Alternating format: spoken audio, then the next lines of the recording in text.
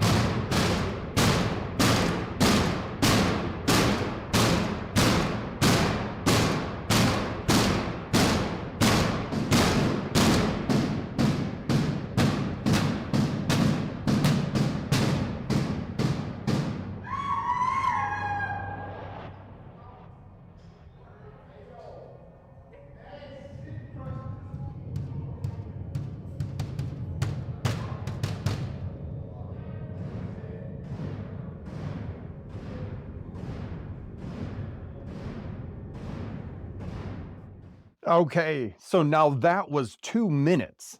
2 minutes of that. How did that make you feel during that 2 minutes?